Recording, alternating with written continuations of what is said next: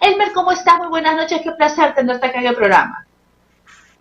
Hola Mercedes, es un gran gusto estar de nuevo contigo y por supuesto a la orden para lo que desees preguntarme o nada más conversar.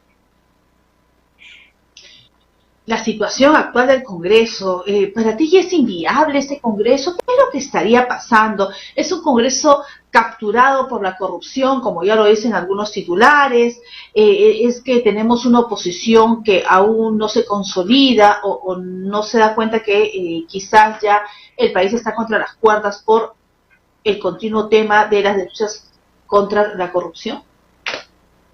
¿Por A ver, corrupción? cada vez parece ser casi definitivo que la situación del Congreso se convierte en absolutamente inviable.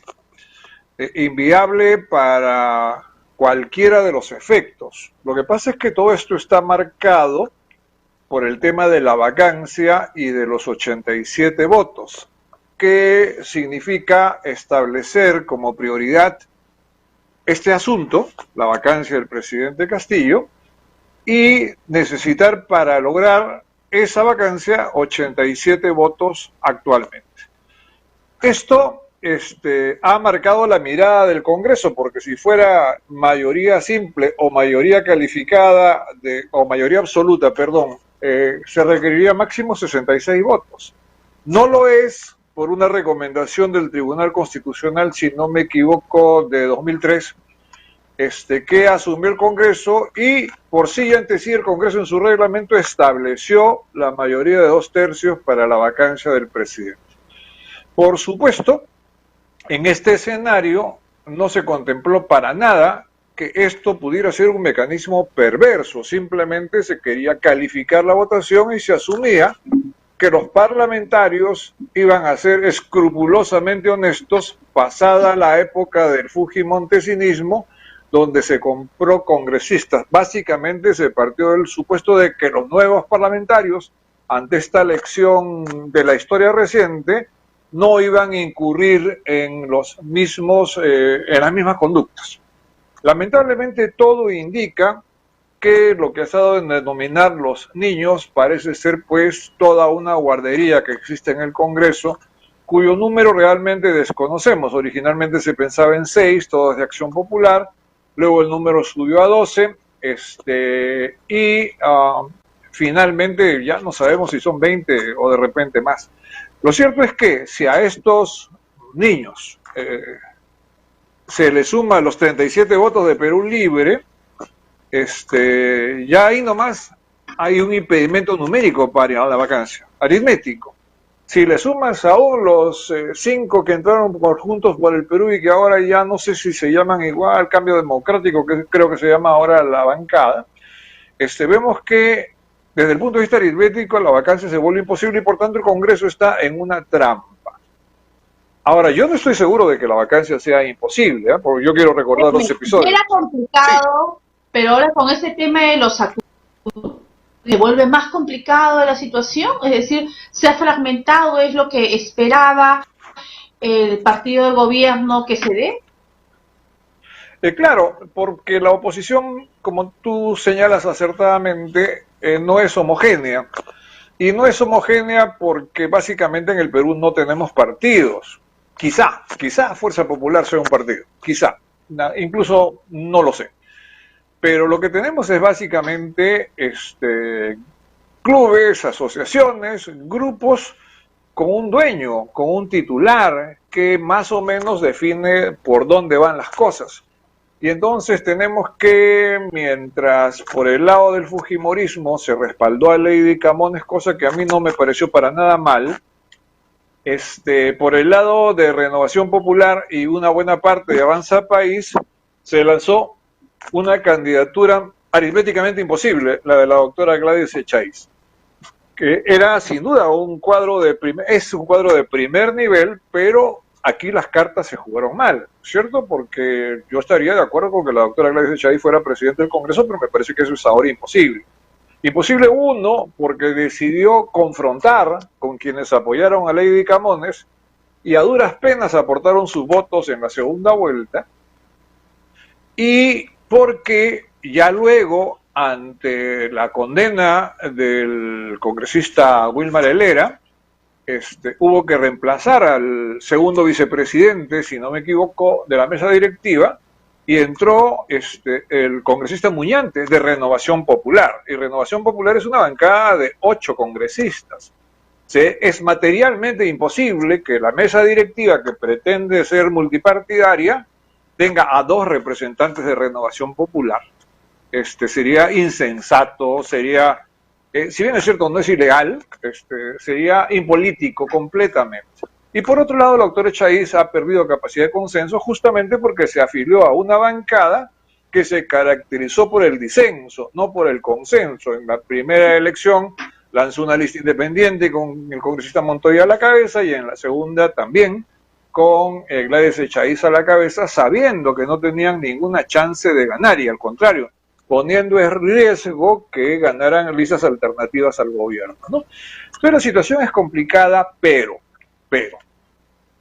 en un momento, lo que es complicado, y por eso yo quería recordar 2 momentos, el de Fujimori, cuando tenía comprado al Congreso el año 2000, y comenzamos a descubrir que habían los topos, etcétera, y sin embargo, a pesar de eso, ante la fuerza de las evidencias, sobre todo cuando la fiscal suiza Cornelia Corva descubrió y denunció públicamente que se había hallado 48 millones de dólares en cuentas suizas a nombre o vinculadas a Montesinos, ese fue el momento del hecatombe. Fujimori partió a Brunei y simplemente de ahí renunció por FAC, no se lo aceptaron, se declaró la vacancia, etcétera. Pero esto fue con mayoría simple. Con Fujimori fue con mayoría simple, y los demás, por supuesto, no pudieron objetarlo ante el peso de las evidencias, ¿no? En el caso de Vizcarra fue sometido 2 veces a moción de vacancia. La primera simplemente no alcanzó ni de lejos ni de cerca la valla, pero la segunda lo vacaron con 105 votos. O sea, no hay que olvidarse de eso. ¿Qué es lo que puede modificar esta situación? Yo creo que solamente una cosa: que la investigación fiscal incluya con relativa velocidad a los niños dentro de la investigación. Y entonces estas personas van a tener que optar por anticiparse a eso y separarse del gobierno, o por acogerse a alguna fórmula de beneficio premial, con lo cual igualmente su votación quedaría, cambiaría de signo. Este sería el único escenario en el cual se puede romper vicioso empate en el que nos encontramos en este momento, ¿no?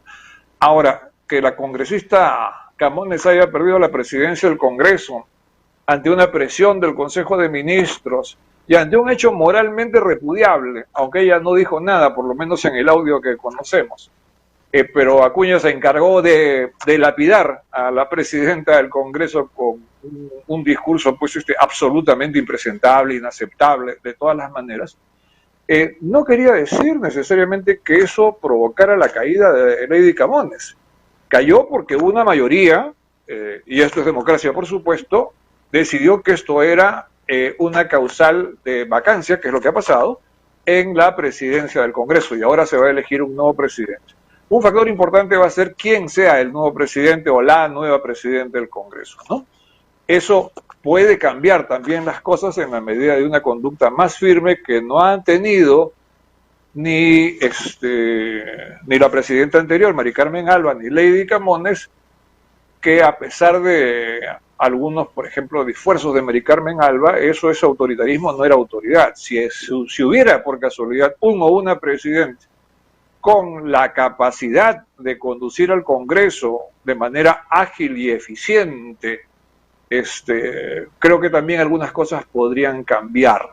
Una cosa que podría cambiar y que yo no sé por qué no se hace, aquí sí yo acuso de cobardía a los congresistas, es el cambio del reglamento, porque los 87 votos no son una norma constitucional.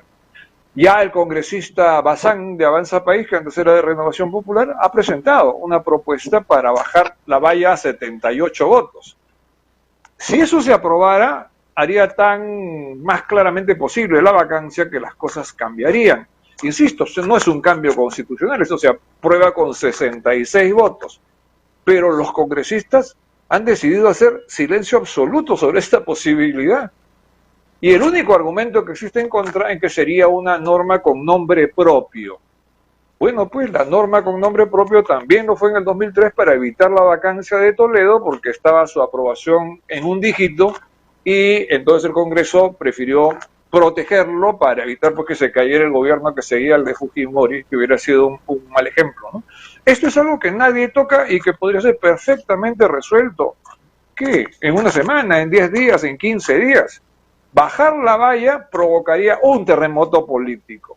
No lo hacen por temor, o por chantaje, o por lo que fuera, ¿no?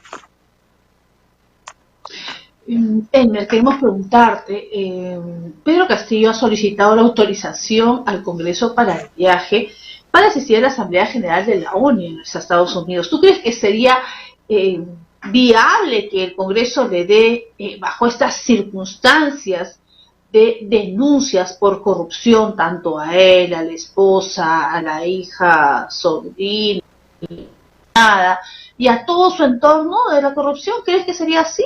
¿O es que sería una posibilidad para que Pedro Castillo se fugue del país? A ver, primero, no me parece el tema principal. El presidente tiene obviamente el derecho de acudir a la Asamblea General de Naciones Unidas, eso está fuera de discusión, sea quien fuera. Claro, ya en el caso de la asunción de mando de Gustavo Petro en Colombia, el Congreso le negó la autorización de viaje. La Asamblea General de Naciones Unidas es algo un poco más importante que la asunción de un presidente. Entonces yo creo que va a ser difícil para el Congreso negarse. Hay que tener en cuenta también que aún no se ha producido la audiencia en la que se decidirá el impedimento de salida del país de Lilia Paredes. Por tanto, Castillo podría viajar con su esposa. Pues con Jennifer no va a poder por razones obvias, y con otros parientes tampoco, pero él y su esposa podrían, si el Congreso autoriza, salir del país y, como repitiendo el episodio de Fujimori, podrían aprovechar para fugar. Ese sería el único riesgo. Ahora, que fugue a mí no me parecería una mala idea, pues, porque lo pondría en evidencia por un lado y en segundo lugar facilitaría la transición. No creo que haya manera de impedir que viaje y no creo que haya que desgastarse en este tema, ¿no? Hay que mirar las cosas desde el punto de vista práctico en este momento y creo que el punto de vista práctico nos aconseja autorizar el viaje, ¿no? Elmer, uno de los grandes problemas o de las críticas al actual gobierno de Pedro Castillo, fuera del tema de la corrupción, es la situación política. Y se ha planteado por parte del gobierno la actualización del sueldo mínimo. ¿Esto sería viable? Es decir, estar incrementando el tema del sueldo mínimo. Mira, o sea, no stabilizar los precios, porque cada uno pide a su presupuesto. Mira, después de Fujimori, se estableció el Consejo Nacional del Trabajo en el Ministerio del Trabajo, donde era un consejo tripartito. Estaba el Ejecutivo, estaban los empresarios en sus gremios y estaban los trabajadores a través de sus gremios. Y ahí se acordaban las políticas públicas, salariales, entre otras, pero fundamentalmente las salariales, y quizá el punto más importante era la remuneración mínima vital. Las cosas han variado mucho en todos estos tiempos y un país en crecimiento puede permitirse ciertos lujos en materia de incremento salarial. El tema es que en el Perú el 70% y quizá más después de la pandemia es informal y por tanto ahí no impacta la remuneración mínima, y donde sí va a impactar es en las pequeñas y medianas empresas, que son la amplia mayoría de las empresas en el Perú, que sin embargo tienen costos muy sensibles, es decir, su existencia depende de un manejo limitado del beneficio empresarial, y entonces subir los costos con la elevación de la remuneración mínima vital puede provocar el colapso de muchas empresas. Entonces, obviamente al gobierno no le interesa hacer un proceso técnico, pero lo que debería hacerse es juntar de nuevo al Consejo Nacional del Trabajo, que el MEF presente las alternativas reales de la posibilidad de la elevación de la remuneración mínima vital. ¿Contra qué se va a manejar el incremento de costos de la pequeña y mediana empresa? Bueno, que la grande se la arregle, parece que no es muy difícil, pero la pequeña y mediana empresa sí van a sufrir. Y la empresa familiar, la microempresa, mucho más todavía, ¿no? Entonces, lo que pasa es que es un gobierno antitécnico. Y ahora de ministro de Trabajo está una persona que no ejerce su ministerio, pues, sino que se ha dedicado a ser abogado o vocero del gobierno, en una demostración lamentable de lo que no es gestión pública sectorial, ¿no? El señor puede cambiar de ministerio, pero la razón de su existencia es defender al presidente Castillo y a su familia como de lugar, ¿no? Entonces, no tenemos ministro de Trabajo, no tenemos ministro de Cultura que hace lo mismo, no tenemos ministro de Comercio Exterior y Turismo que hace lo mismo, no tenemos ministro de Justicia que hace lo mismo, y las políticas públicas se pierden en el camino, ¿no? Así estamos. Sí, efectivamente en eso estamos. Petroperú tiene un debilitamiento en su liquidez y eso ha hecho que pierda un grado importante y que esa estabilidad que al menos se visionaba o se tenía de manera internacional, ¿qué situación se le puede augurar a una empresa que tenía ingresos muy fuertes, pero hoy en día se ve debilitada económicamente? Claro, mira, lo que ha hecho Fitch es calificar a los bonos de deuda de Petroperú como bonos basura. O sea, la peor calificación que se le puede otorgar. ¿Esto qué quiere decir? Que Petroperú es una empresa que está al borde de la insolvencia. Y básicamente todo esto se produce por la llamada modernización de la refinería de Talara, que todo indica que ha tenido sobrecostos gigantescos, ¿no? Lo importante de ahora es que quien debería ser materia de investigación y de indagación y de interrogatorio público es la persona que ha provocado esto desde el principio, que hoy es presidente nuevamente de Petroperú, que es Humberto Campodónico. Entonces que responda a todo un proceso que él comenzó, que él justificó y que ahora ha vuelto a tomar en esta fase en que los bonos han sido calificados como bonos basura. Si hay una razón distinta, él debería responsabilizar a quienes han hecho el destrozo en Petroperú. Yo creo que no hay manera de que él se exculpe. Pero digamos, yo puedo pensar que Humberto Campodónico no es un ladrón. Puedo suponer que simplemente está equivocado y que tuvo una iniciativa que lamentablemente se ha demostrado desastrosa. No descarto lo otro tampoco, porque todos en el Perú parece que todos son culpables hasta que se demuestre lo contrario, ¿no? Pero él es el que debe responder por esto. Creo que no hay mejor persona para que responda por esta situación actual de Petroperú, que es dramática para una empresa que en algún momento fue orgullo nacional. Elmer, en algún momento, y te lo digo, ¿no? Que hemos compartido programas en esta casa televisiva, siempre éramos críticos del gobierno de Vizcarra, porque por más que nosotros hablábamos, mucha gente nos decía y nos miraba, pues que como sí, me acuerdo.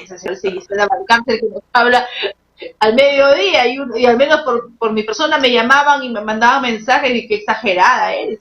Y hemos visto pues que este señor está recontra involucrado y por supuesto yo creo que en algún momento terminará donde debería estar, pero sobre todo por el pésimo manejo de la pandemia. Esta situación que se da en el gobierno de Pedro Castillo está favoreciendo para la impunidad de muchos casos en el gobierno de Vizcarra. A ver, es probable que sí, porque en primer lugar Vizcarra manejó los votos de Somos Perú por lo menos un buen rato, ¿no? Y esos votos, que eran 5, eran muy importantes para Castillo en su primer momento, ¿no? En que todos apoyaron, o sea, rechazaron la vacancia, etcétera, etcétera. Luego esto ha venido cambiando, en una parte por lo menos, pero el hecho es que cuando uno es objetivamente un asaltante del erario público, sea regional, sea central o lo que fuera, y con Vizcarra creo que está claramente demostrado que a nivel regional por lo menos fue un asaltante de la hacienda pública, y que con Castillo pues va claro que, como ha dicho Antauro hoy día, aunque sea un ladrón de gallinas o como ha dicho alguno otro, un pájaro frutero comparado con otros gobernantes, lo cierto pues que también ha atentado contra el erario público desde el primer día, planificado desde antes, usando una mafia familiar y de paisanaje realmente demasiado grosera, ¿no? Que hay que ser ingenuos para pensar que Castillo no está metido en los mismos líos. Entonces, como Vizcarra construyó una red de poder que provocó el desastre de la reforma política y el desastre de la reforma del sistema de justicia que tenemos hoy día, y mantiene una parte de esa red de poder, porque todo esto es contraprestación normalmente, a mí no me extrañaría nada que estuvieran aliados con Castillo para ver cómo se usa esta red de poder, lo que queda de esta red de poder, para proteger a Castillo, o por lo menos para brindar información anticipada. Lo cierto es que la gran responsabilidad de nuestra tragedia comienza en la parte más grave con Vizcarra. Seguramente hay cosas ancestrales o más extensas, pero la tragedia de la desestructuración de la institucionalidad, la poca que teníamos, comienza con Vizcarra. Y cuando entra un gobierno como el del Castillo, con vocación de corrupción por un lado, y con vínculos inevitables con el Movadef, con Sendero Luminoso por otro, a nadie debería extrañarle que sea un gobierno que le importe un pepino la estabilidad del Estado peruano. No, ellos están en una lógica distinta, donde la destrucción del Estado más bien favorece sus intereses. Y no tengo ninguna duda que se van a aliar con quien sea, así como se han aliado con Cerrón, que creo que en este aspecto es distinto, no en otros aspectos en que son iguales, pero es distinto de Castillo y su bloque magisterial. Y se pueden aliar con Antauro, aunque Antauro los ha choteado el día de hoy de manera bastante grotesca.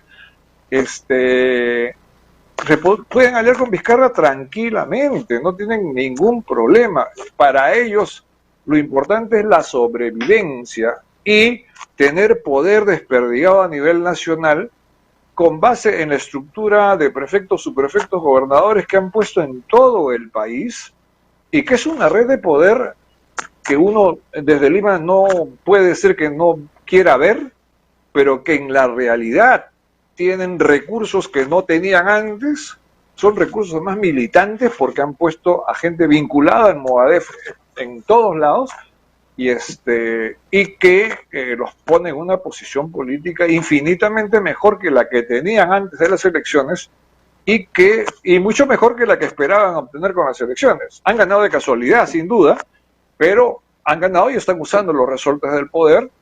Tienen controlada parcialmente a la policía, pero bastante controlada. Pretenden controlar a la Fuerza Armada, vamos a ver si lo logran. Yo sinceramente lo dudo muchísimo, ¿no? Y la opinión pública va cediendo ante la imposición. Ese es un problema, porque cuando nos comenzamos a acostumbrar a que alguien pueda masacrarnos diariamente, dañarnos diariamente, cada vez que pasa un poquito de tiempo existe una, entre comillas, esperanza de que, bueno, cada vez está más cerca que se vaya, ¿no? Entonces, bueno, pues ya no hay que vacarlo, hay que dejarlo, ya argumentos como que ahora pues le toca robar a él, ¿no? Como otros robaron antes. Entonces, esas cosas cuando se implantan en la mente de la sociedad son muy nocivas, ¿no? Muy nocivas y súper peligrosas, porque por supuesto esto no dejan el poder, pero ni de casualidad, voluntariamente no lo van a dejar. Va a ser difícil. Sí. No sé si va a ser sangriento, no, espero que no, ¿no? Pero va a ser difícil, va a ser duro, ¿no? Pero hay que hacer. Pájaro frutero no, como lo dice Antauro, delincuente es delincuente. Y es bien iluso pensar llegar a un cargo público tan alto como todos las recatafiles de presidentes que estamos teniendo, que uno está prófugo, el otro está, no sé si llamarle vida o no, que esté preso, por cuánto tiempo, quizás, no sé, ahí está. por ingresar, el otro está investigado, el otro pasa, el otro está que cruza los dedos, hablo de Vizcarra para ver que no lo investiguen, y sigue investigado de repente. Entonces es iluso llegar a ser presidente de la República y pensar que puede robar de esta manera tan desmedida, ¿no? Como para pensar que vas a irte. Es increíble. Bueno, es que en el Perú hay una historia. Yo te agradezco mucho también a ti. Lo que quería solamente decir es que en el Perú hay una historia de impunidad, pues. Algún día tiene que acabar, ¿ya? ¿No? Y creo que ahora es la vez que tiene que acabar porque es demasiado grosero lo que está pasando. Eso es. Gracias por la invitación, Mercedes, muy amable. Así es, muchísimas gracias por estar esta noche conmigo y compartir tan interesantes reflexiones. Muy buenas noches y nos vemos. Nos vemos pronto, cuídate. Chau.